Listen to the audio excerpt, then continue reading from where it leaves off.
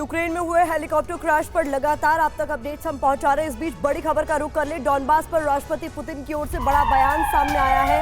हमें धोखा दिया गया, पहली बार ऐसा नहीं हुआ है, ये पुतिन की ओर से कहा गया है। शांतिपूर्ण तरीकों से हालात संभालने की कोशिश, डॉनबास में शत्रुतापूर्ण कार्रवाई 2014 से जारी है। हमारी कार्रवाई जंग को रोकने के लिए है, यह पुतिन की ओर से कहा गया है।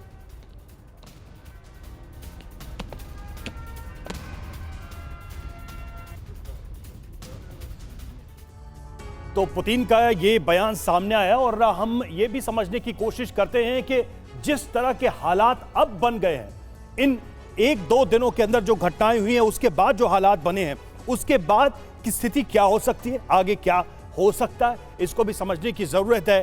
तो यूक्रेन का जो बैटलफील्ड है इस वक्त, यूरोप का जो बैटलफील्ड है वो इस वक्त काफी गर्म हो चुका है और ऐसे में कुछ भी हो सकता है, इस बात की आशंका जताई जा रही है। क्या क्या हो सकता है? एक्सप्लोसिव खबर सबसे पहले बताएं कि जो क्रैश हुआ है उसमें 3 की मौत हुई, जिसमें गृह मंत्री भी शामिल है, जैसा कि हम लगातार आपको अपडेट भी दे रहे हैं, और उसमें उनके डिप्टी होम मिनिस्टर भी हैं, गृह मंत्री के डिप्टी और मंत्रालय के सचिव की भी इसमें मौत हो गई है। ये खबर यूक्रेन को झकझोर देने वाली है। आशंका नहीं थी ज़ेलेंस्की को कि ऐसे वक्त में ये खबर, दुखद खबर उनको मिलेगी। रूस के हमले में 3 की मौत, ये एक बड़ी आशंका है। 5 बड़ी आशंकाओं की हम बात कर रहे हैं, उसमें एक बड़ी आशंका कि ये रूस की तरफ से हो सकता है। दूसरी बात कि पुतिन की स्पीच से ठीक पहले एक बड़ा मैसेज देने की क्या ये कोशिश है, क्या ये एक चेतावनी है ज़ेलेंस्की को, यूक्रेन को? तीसरा बड़ा फैक्ट, बड़ी आशंका, वॉर में रूस के और आक्रामक होने के क्या ये संकेत हैं, क्या उसकी ये शुरुआत है, ये भी आशंका जाहिर की जा रही है।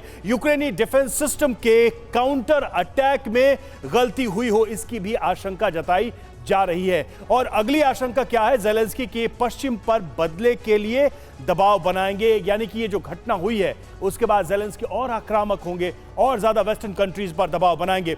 और सबसे बड़ी बात यही है कि क्या इसके बाद और ज्यादा हथियार और ज्यादा मदद की मांग की जा सकती है, इसको हम समझते हैं। अब 3 बड़े चेहरों पर भी नजर डालें, उन 3 जख्मों पर नजर डालते हैं जो युद्ध शुरू होने के बाद यूक्रेन की तरफ से रूस को दिए गए, और यही कहा जा रहा है कि इनका यह रिटेलिएशन हो सकता है। क्योंकि सवाल है कि कहीं ये पुतिन ने बदले की कार्रवाई के तहत तो नहीं किया। ये 3 जो घटनाएं हैं जिनको पुतिन भूल नहीं पा रहे हैं, हम उनकी बात कर रहे हैं। देखिए, जख्म नंबर 1 यानी दोगिन की बेटी, जो उनके पॉलिटिकल गुरु थे, उनकी बेटी की हत्या होती है, उनका असैसिनेशन होता है। जख्म नंबर 2, मॉस्कोवा वॉरशिप में विस्फोट हुआ, यूक्रेन का हमला, और जो क्रीमिया पर ब्रिज अटैक किया था, जिसमें हम तीसरे नंबर के घाव की बात कर रहे हैं जो यूक्रेन ने पुतिन को दिया, जिसके बाद पुतिन का गुस्सा भी भड़का था।